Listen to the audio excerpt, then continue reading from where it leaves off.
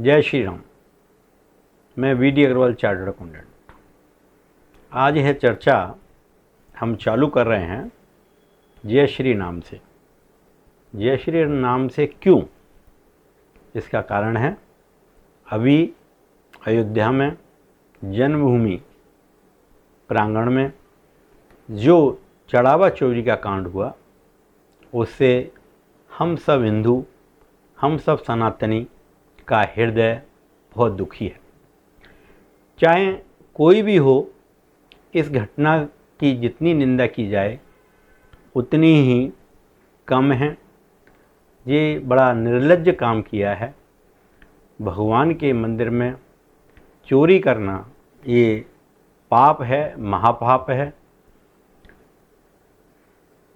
हालांकि घटना तो हुई है, घटना को डिनाई तो नहीं किया जा सकता, लेकिन हमें देखना पड़ेगा कि क्या कारण हुए, क्यों हुआ, कैसे हुआ, इसके पीछे क्या है। तो हम इस पर चर्चा करें इससे पहले हम समझेंगे कि राम जन्मभूमि जो ट्रस्ट है उसका कंपोजिशन क्या है, बोर्ड ऑफ ट्रस्टीज़ का कंपोजिशन क्या है। बोर्ड ऑफ ट्रस्टीज़ में 15 लोग हैं और इसके अध्यक्ष हैं महंत नित्यानंद गोपाल दास जी। अभी जो इंटीरियम जनरल सेक्रेटरी बनाए हैं वो श्री कृष्ण मोहन जी। जो ट्रेजरार हैं वो हैं स्वामी गोविंद देव गिरिराज जी, श्री के पारसरन, और इस तरीके से और भी जो महंत हैं वो टोटल संख्या 9 है। तो मेन ट्रस्टी जो जनरल सेक्रेटरी होता है उसकी बहुत जिम्मेदारी होती है, वो ट्रस्ट का संचालन करता है। और दूसरा जो ट्रेजरार होता है उसकी भी बहुत जिम्मेदारी होती है। तो हमारे स्वामी गोविंद देवराज जी ट्रेजरार पहले भी थे और आज भी हैं। तो पूरी श्रद्धा के साथ मैं यहाँ कहना चाहूँगा कि खाली श्री चंपत राय जी को ही एक कहें बलि का बकरा बना देना कोई जायज़ बात नहीं है। सारी जिम्मेदारी एक सामूहिक जिम्मेदारी है, एक कंसोलिडेटेड है, कंपाउंड रेस्पॉन्सिबिलिटी है, कंसोलिडेटेड रेस्पॉन्सिबिलिटी है। कोई हम एक आदमी को आइडेंटिफाई नहीं कर सकते। गलतियां होंगी, उसकी हम चर्चा करेंगे। इसके साथ साथ सबसे बड़ा इम्पोर्टेंट इशू है, इसके अंदर जो ट्रस्ट है जिसमें इतने महंत हैं, पुण्य आत्मा हैं, उसके अलावा हमारे ब्यूरोक्रेट्स भी हैं। ब्यूरोक्रेट्स हैं नृपेंद्र राय मिश्रा, प्रशांत लोक हांडे, संजय प्रसाद, शशांक त्रिपाठी, वहाँ का मजिस्ट्रेट, स्टेट गवर्नमेंट का रिप्रेजेंटेटिव। ये जो 6 लोग हैं जो आईएएस और आईपीएस हैं, जो बोर्ड ऑफ ट्रस्टीज में हैं, क्या उनकी कोई जिम्मेदारी नहीं? क्या इनका जो अपॉइंटमेंट होता है, जो इनको नॉमिनेट किया जाता है, उसका पर्पज़ क्या है? उसका पर्पज़ है कि न्यास की, ट्रस्ट की व्यवस्था को देखना और जहाँ कमी हो रही है उसको सुधार करना। तो ये डिस्ट्रिक्ट मजिस्ट्रेट हुए, इतने सारे आईपीएस हैं, आईएएस हैं, क्या ये सिर्फ ऑर्नामेंटल सीट हैं? यदि वे ऑर्नामेंटल सीट हैं तो इनकी कहाँ ज़रूरत है? इनको भी जिम्मेदारी ओढ़नी पड़ेगी, और ये भी उतने जिम्मेदार हैं जितने चंपत राय जी जिम्मेदार हैं। हम ऐसा नहीं कह सकते कि चंपत राय जी अकेले ही जिम्मेदार हैं। हमें ये देखना पड़ेगा, गवर्नमेंट नॉमिनी चाहे उनका वोटिंग राइट नहीं है, लेकिन उनकी जिम्मेदारी इसलिए है कि उनका अपॉइंटमेंट इसलिए किया जाता है कि वो देखें कि ट्रस्ट की या संस्था की कार्रवाई ठीक चल रही है। यदि वो यही नहीं देख सकते तो इनके स्थान का कोई महत्व नहीं रह जाता। तो इसको हमें देखना पड़ेगा और अकाउंटेबिलिटी भी फिक्स करनी पड़ेगी। अभी बीच में कई सुप्रीम कोर्ट के जजमेंट हैं जिसमें ये हेल्ड किया है कि भले ही जो ब्यूरोक्रेट्स हैं जो संस्था में नॉमिनेट हुए हैं उनकी पूरी जिम्मेदारी है।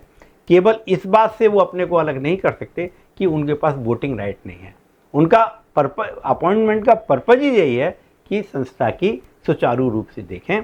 तो ये बहुत इम्पोर्टेंट है। और मीडिया का भी ये रोल बनता है कि हम मीडिया को जो देखते हैं कि केवल 2 ही आदमी को, 3 आदमी को आइडेंटिफाई करके उसके ही पीछे पड़े रहना।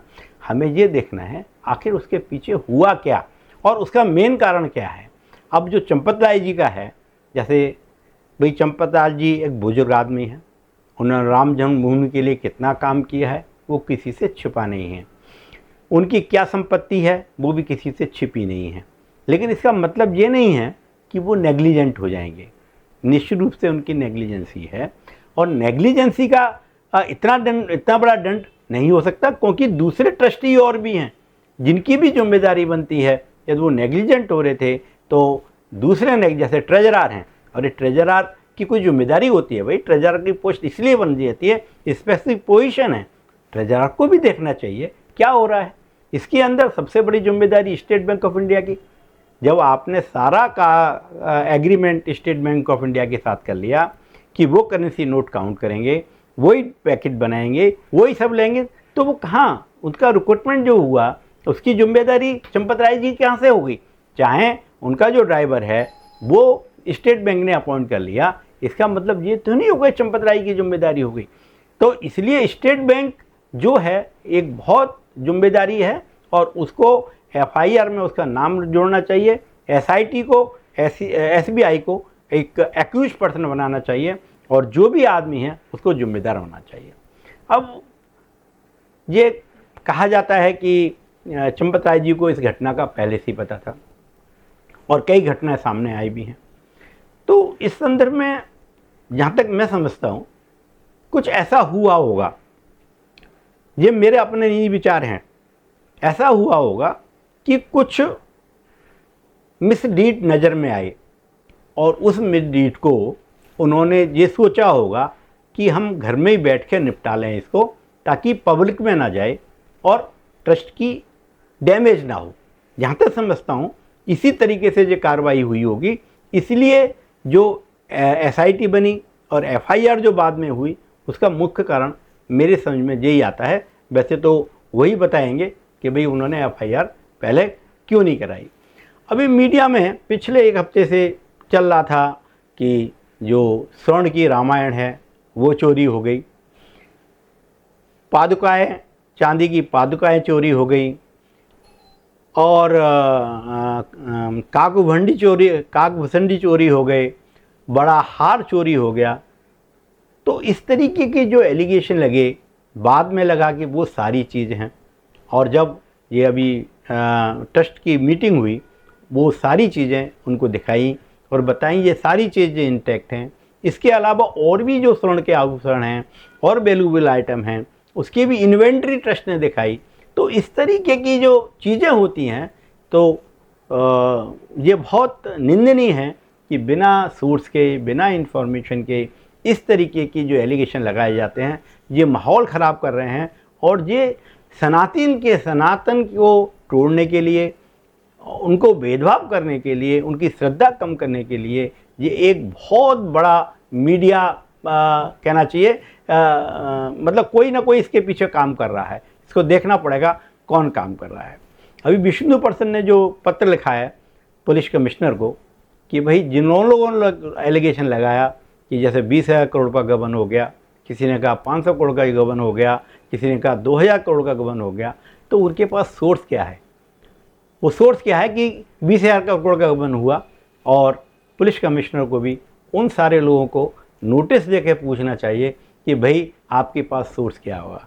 केवल मीडिया में बोलने से ठीक नहीं है, और उनको भी ऐसा एक्शन लेना चाहिए ताकि आगे से ये जो झूठी पब्लिसिटी होती है वो ख़त्म हो। आजकल अखिलेश यादव जी जो पूर्व मुख्यमंत्री हैं यूपी के, वो आजकल बहुत न्यूज़ में छाए हुए हैं, और वो कहते हैं कि भाई ये जो चोरी है उसके पब्लिक डोमेन में लाने की, वही पब्लिक डोमेन में लाए, उन्होंने कंप्लेंट की। ये बात ठीक है कि अखिलेश यादव ने ही हुई, लेकिन ये देखने का विषय है कि उनके पास खबर कहाँ से आई।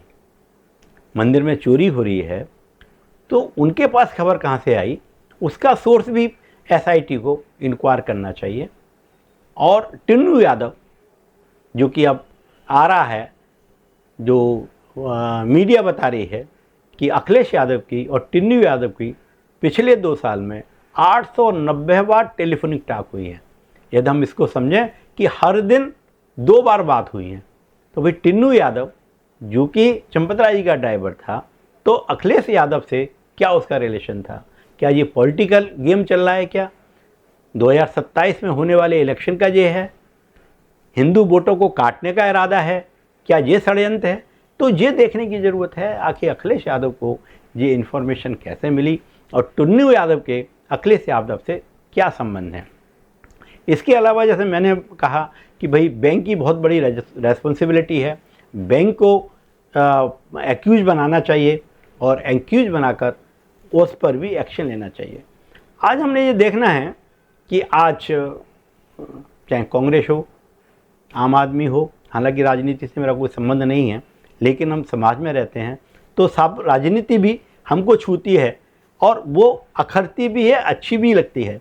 तो आज समाजवादी पार्टी, आम आदमी पार्टी, कांग्रेस, सब का एक ही टारगेट है, मोदी और योगी को टारगेट करना, इनकी छवि को ख़राब करना, ताकि 2027 के यूपी में होने वाले इलेक्शन को जीता जा सके। तो ये जो षड्यंत्र चल रहा है, इस षड्यंत्र को तोड़ना होगा। और राम जन्मभूमि ट्रस्ट जो अब का जो चेंज हुआ है और आगे और 15 दिन के बाद दोबारा मीटिंग होने वाली है, उसमें उसको कार्यरूपी बताना पड़ेगा कि उन्होंने क्या एक्शन लिया। अब एसआईटी के सामने जो मामला चल रहा है, एसआईटी के इसमें भी बड़ी कंट्रोवर्सी आई हैं कि भाई एसआईटी पहले हुई, एफआईए बाद में हुई। ये ऐसा मसला है, कानूनी मसला है, जिसको जो कानून से लोग क्रिमिनल एक्ट से संबंध रखते हैं वही इसको एक्सप्लेन कर पाएंगे। लेकिन मैं समझता हूँ क्योंकि ये ट्रस्ट का मसला था, तो ट्रस्ट ने चलकर एसआईटी बनवाने की मांग की और चंपत राय जी ने, अनिल मिश्रा ने स्वतः ही अपना रिजाइन किया और उनके दोनों के रिजाइन कमेटी ने मंजूर भी कर लिए। और जहाँ तक गोपाल राय का सवाल है, वो ट्रस्ट में ट्रस्टी थे नहीं, इसलिए उनको मीटिंग में बुलाया नहीं गया। लेकिन इन तीनों की, पर्टिकुलरली अनिल मिश्रा और गोपाल राय, इनकी भी ट्रस्ट के अंदर क्या कार्रवाई थी, कैसे वो करते थे। जैसे लोग कहते थे कि चंपत राय जी पटवारी थे, वही उनकी बातचीत चलती थी और ये ठीक भी है, लेकिन बाकी और ट्रस्टी अनिल मिश्रा जी और उनकी क्या उनका पोर्टफोलियो था, किस तरीके से वो काम करते थे। अब तो एसआईटी के सामने सारी चीज़ हैं, तो एसआईटी इस बात को वो करेगी। और इसके साथ साथ जो लोग कहते हैं कि इतनी चोरी हुई या मैंने कोई बहुमूल्य आभूषण गिफ्ट किया, तो उसके लिए ट्रस्ट ने बोला है कि भाई ऐसे कोई भी आदमी हो जो भी है, वो अपनी बोनाफाइड प्रूव कर अपने आइटम को आइडेंटिफाई कर सकता है। तो इस समय हमें एक माहौल, जो एक गंदा माहौल बना रखा है, गंदा माहौल बन रहा है और सब लोग राम जन्मभूमि के पीछे पड़ गए और कि जैसे चोरी कहीं हुई नहीं। मतलब हमारी जितनी संस्था हैं, केवल राम जन्मभूमि ऐसा है जिसमें चोरी हुई है और कहीं चोरी नहीं हुई। ये बहुत ही चीज़ ठीक नहीं है। यदि हम देखें तो कहाँ कहाँ चोरी नहीं हुई। तमिलनाडु में जो मंदिर हैं, उनकी मूर्तियाँ चली गई, कहाँ मूर्तियाँ चली गई पता ही नहीं। और जो तमिलनाडु में है, तिरुपति वेंकटेश्वर टेम्पल में जब चोरी हुई, उसका क्या हुआ? क्या वो इतना पब्लिक फील्ड बनी, पब्लिक में बात आई? इसी तरीके से जो परकमा गोल्ड लीक का मामला हुआ, जिसके अंदर करीब 800 ग्राम सोना चोरी हो गया, वो मार्केट में आया, किसी को पता लगा? क्या इतनी पब्लिसिटी हुई? इसी तरीके से आप देखिए गोविंदराज स्वामी टेम्पल में जो चोरी हुई, उसमें भी 50 किलो सोना की चोरी हुई। उसका क्या हुआ? क्या पब्लिक में आया, क्या इतना शोर मचा। इस तरीके से हम देखें तो हर जगह गुंडा तत्व है, हर जगह क्रिमिनल नेचर का आदमी है, लेकिन उस क्रिमिनलिटी को हमें निपटाना है, समझना है। अभी सबरीमाला टेम्पल में क्या कांड हुआ सबको पता है। तो इस तरीके से केवल हम ये कहें कि केवल राम जन्मभूमि में ये मिसडीड हो गया, मिसडीड तो हिंदुस्तान में हैं और हर जगह हो रहे हैं, जो तो लेकिन हमको उसकी वो देखनी पड़ेगी कि भाई क्यों हुआ, नहीं होना चाहिए, आगे से नहीं हो, ये भी बहुत ज़रूरी है। और मंदिर ट्रस्ट को भी चाहिए, इतना बड़ा मंदिर, इतना 500 वर्ष के प्रयत्न के बाद ये मंदिर बना, और जो कालिख लगी है वो ये कोई अच्छी चीज़ नहीं है। लेकिन अब मंदिर ट्रस्ट में जो भी लोग हैं उनको चाहिए कि प्रॉपर व्यवस्था बनाएं, सिस्टम बनाएं और हर चीज़ को सिस्टम के साथ काम करें। तो मुझे लगता है कि मेरे मन में दुख था और मैं चाहता था कि राम मंदिर के ऊपर कुछ बोलूं, इसलिए आउट ऑफ द कोर्स, क्योंकि मेरी ये फील्ड नहीं है, मेरी फील्ड टैक्सेशन है, उसके बावजूद मैंने प्रयास किया कि मैं पब्लिक को बताऊं कि इस ढंग की जो बात है सनातन धर्म को तोड़ने की, लोगों में आपस में लड़ाने की बात, इस पर हम ध्यान ना दें। और निश्चित रूप से ये हमारा फ़र्ज़ बनता है कि हम राम जन्मभूमि में जो हुआ है वो आगे ना हो उसका प्रयास करें। धन्यवाद।